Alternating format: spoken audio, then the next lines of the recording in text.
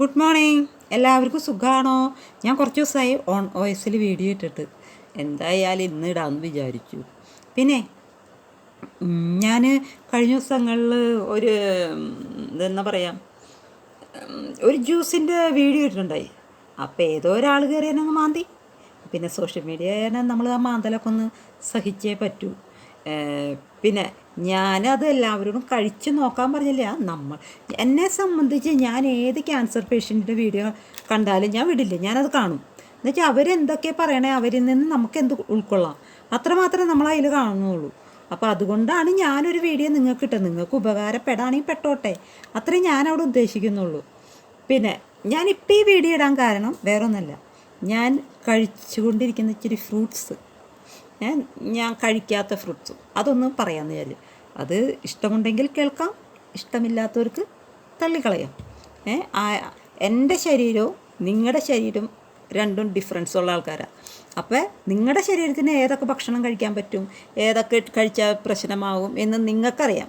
എനിക്ക് എൻ്റെ ശരീരത്തിൽ എനിക്കറിയാം ഏത് കഴിച്ചാലും എനിക്ക് ബുദ്ധിമുട്ടുണ്ടാവുമെന്ന്. അപ്പോൾ അതൊക്കെ അനുസരിച്ച് നിങ്ങൾക്ക് ഇത് കഴിച്ചു കഴിഞ്ഞാൽ ശരിയാവോ അല്ലയോ എന്നൊക്കെ നോക്കിയിട്ട് നിങ്ങൾ എന്ത് വേണമെങ്കിലും കഴിക്കുക. അത്രയും ഞാൻ പറയുള്ളൂ. നമ്മൾ കുഞ്ഞു പിള്ളേരെന്നല്ലല്ലോ, ഒരുവിധം പ്രായമായ ആൾക്കാർക്കൊക്കെ മനസ്സിലാവാന്നുള്ളൂ ഏത് ഫ്രൂട്ട്സ് കഴിച്ചാലാണ് ശരിയാവുക, ഏത് ഫ്രൂട്ട്സ് കഴിക്കാൻ പാടില്ല എന്നൊക്കെ അറിയാമല്ലോ. അപ്പോൾ അതുകൊണ്ട് ഞാൻ കഴിക്കുന്ന ഫ്രൂട്ട്സും ഞാൻ കഴിക്കാതിരിക്കുന്ന ഫ്രൂട്ട്സും വേണ്ടി ഏതൊക്കെയാണെന്ന് ഞാൻ പറഞ്ഞുതരാം. ഞാൻ ഈ അസുഖം തുടങ്ങിയതിന് ശേഷം ഞാൻ കഴിക്കാത്തൊരു ഫ്രൂട്ട്സ് ഉണ്ടെങ്കിൽ അത് മുന്തിരിയാണ്. മുന്തിരി ഞാൻ കഴിച്ചിട്ടില്ല. മുന്തിരി എനിക്കങ്ങനെ മേടിക്കാറുമില്ല. എല്ലാവരും പറയണം മുന്തിരി മേടിക്കണ്ട എന്ന് തന്നെ പറഞ്ഞിട്ടുള്ളൂ. അതുകൊണ്ട് ഞാൻ മുന്തിരി കഴിച്ചിട്ടില്ല. പിന്നെ ഞാൻ കഴിക്കുന്നത് കൊപ്പക്കായ ഇപ്പോഴും ഞാൻ കഴിക്കുന്നുണ്ട്. എന്താ വെച്ചിട്ടുണ്ടെങ്കിൽ നമുക്ക് പഴുത്തതാട്ടോ കഴിക്കണം, പച്ച അങ്ങനെ കഴിക്കൽ കുറവാണ്. എവിടെ നിന്ന് കിട്ടിയാലും കൊപ്പക്കായ കഴിക്കും. ഈ കൊപ്പക്കായ എന്ന് പറഞ്ഞ ആൾക്കാർക്ക് മനസ്സിലാവാമോ? നിങ്ങളുടെ അവിടെയൊക്കെ ഓമക്കായ, പിന്നെ പപ്പളങ്ങ അങ്ങനെയൊക്കെ പറയുമായിരിക്കും, പപ്പായ എന്നൊക്കെ പറയും. ഞങ്ങളുടെ ഇവിടെ തൃശ്ശൂരുകാരൊക്കെ കൊപ്പക്കായ എന്നാട്ടോ പറയണത്. അപ്പം ഞാനതുകൊണ്ട് അങ്ങനെ പറഞ്ഞു പോയാൽ. അപ്പോൾ അത് കഴിക്കും സ്ഥിരമായിട്ടല്ല, പഴുത്തത് എവിടെ നിന്ന് കിട്ടിയാലും നമ്മളത് കഴിക്കും. എന്ന് വെച്ചാൽ ചിലവരൊക്കെ ഞങ്ങൾക്ക് കൊണ്ടുവന്ന് തരും, കൊപ്പക്കായ പഴുത്തതുണ്ടെങ്കിൽ കൊണ്ടുവന്ന് തരും. എന്ന് വെച്ചാൽ ഞങ്ങൾക്ക് ഇങ്ങനെ ഒരു വയ്യായിലുള്ളത് കൊണ്ട് അവർ കൊണ്ടുവന്ന് തരും. അപ്പോൾ അത് കഴിക്കും. പിന്നെ ഞാൻ കഴിക്കുന്നത് മാങ്ങ നന്നായി കഴിക്കും. ഇപ്പം സീസൺ അല്ലെങ്കിൽ മേടിക്കില്ല, പക്ഷേ സീസൺ വന്നു കഴിഞ്ഞാൽ നമ്മൾ മേടിച്ച് അത് നന്നായി കഴുകി ഇച്ചിരി ഉപ്പ് വെള്ളത്തിൽ 5 മിനിറ്റ് ഇട്ട് അത് കഴുകിയെടുത്ത് തൊലിയെത്തി കഴിക്കും.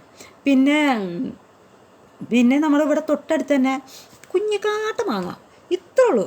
ഞങ്ങളുടെ ഇവിടെ പറയുന്നത് ചപ്പിക്കുടി എന്നാ. പല നാട്ടിലും പല രീതിയിലല്ല അറിയപ്പെടുന്നത്. അപ്പോൾ ഓരോരുത്തരുടെ നാട്ടിലൊക്കെ എങ്ങനെയാണ് പറയണതെന്നൊന്ന് പറഞ്ഞു തന്നോളൂ. കുഞ്ഞു മാങ്ങ, പക്ഷെ ചിലതൊക്കെ നല്ല മധുരമാണ്. ചക്കര മാങ്ങ എന്നൊക്കെ പറയുന്നത് തോന്നുന്നു. നല്ല മധുരമെന്ന് പറഞ്ഞാൽ നല്ല മധുര. പിന്നെ ഞാൻ കഴിക്കുന്നത് ചക്ക ഞാൻ നന്നായി കഴിക്കും. പച്ച കഴിക്കും, പഴുത്തത് കഴിക്കും, വെച്ചത് കഴിക്കും, ഒക്കെ ചെയ്യും. എന്ന് വെച്ചാൽ ചക്കയും നമുക്ക് നല്ലതാണെന്ന് ഞാൻ കേട്ടേക്കണത്. അതുകൊണ്ട് അത് തിന്നും, ചക്ക തിന്നും, മാങ്ങ തിന്നും, കൊപ്പക്കായ.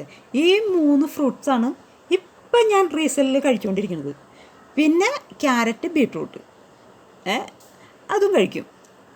അല്ലാണ്ട് ഇപ്പം വേറെ ഒരു ഫ്രൂട്ട്സും നമ്മളങ്ങനെ കഴിക്കുന്നില്ല കേട്ടോ. പിന്നെ വല്ലപ്പോഴും ഒരിക്കൽ അമ്മച്ചി മാതള നാരങ്ങ വാങ്ങിയ കഴിക്കും. അല്ലാണ്ട് മാതള നാരങ്ങ ഒന്നും ഇപ്പം സ്ഥിരം കഴിക്കുന്നില്ല. നമ്മളിപ്പോൾ കഴിക്കുന്നത് കൊപ്പക്കായാണ് കൂടുതലും കഴിക്കുന്ന സാധനം.